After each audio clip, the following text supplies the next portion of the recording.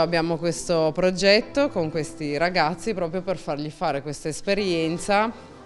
di acciottolato, in modo tale da poter anche saper sfruttare la manualità e poi impiegarlo casomai anche nel restauro delle creuse qui di Liguri o comunque nelle pavimentazioni che sono già presenti. Viene fatto un sottofondo con la sabbia, quindi prima ho insegnato ai ragazzi come darsi anche dei punti di riferimento per poi stendere il sottofondo tutto a livello, e quindi adesso sono in quella fase di preparazione. Dopodiché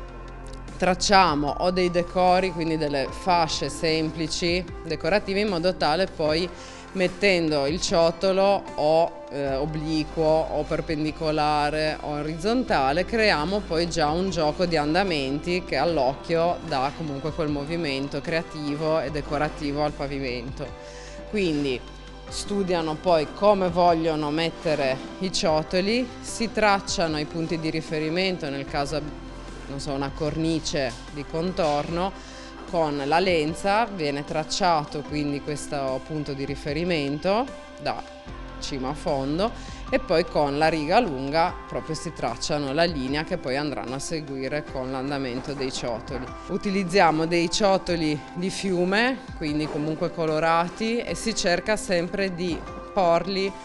con la faccia bella verso di noi, quella più piatta, in modo tale poi da poter anche camminarci sopra. Prima hanno lavorato in modo individuale, quindi ognuno con la propria scatola, per sperimentare proprio la materia tra le mani, come scegliere anche il sasso e come metterlo giù, e vedere le differenze di orientamento del ciotolo e quindi la differenza estetica che produce. Poi abbiamo lavorato insieme, quindi hanno fatto il sottofondo per ogni cassetta, l'hanno poi posta una a fianco all'altro, hanno tracciato le file di contorno ponendo il ciotolo perpendicolarmente alla scatola, diciamo, e poi la fascia centrale, quindi il tappeto centrale, disponendo ovviamente nel senso inverso le pietre, in modo tale da creare questa differenza visiva sul pavimento. Dopodiché, una volta posti i ciotoli, vengono battuti con un tacco di legno e il martello per spianarli tutti allo stesso livello. Alla fine, una volta controllato che il pavimento sia in bolla, quindi che tutti i ciotoli siano allo stesso livello, viene poi stuccato il ciotolo, quindi il pavimento, ponendo della sabbia sopra. Viene poi con la spazzola di saggina e con il pennello la sistemiamo in modo tale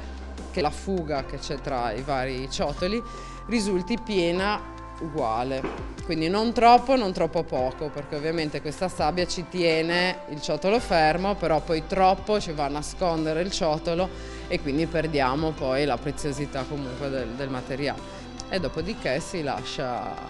l'avete visto, finito, insomma, quindi tutto a livello.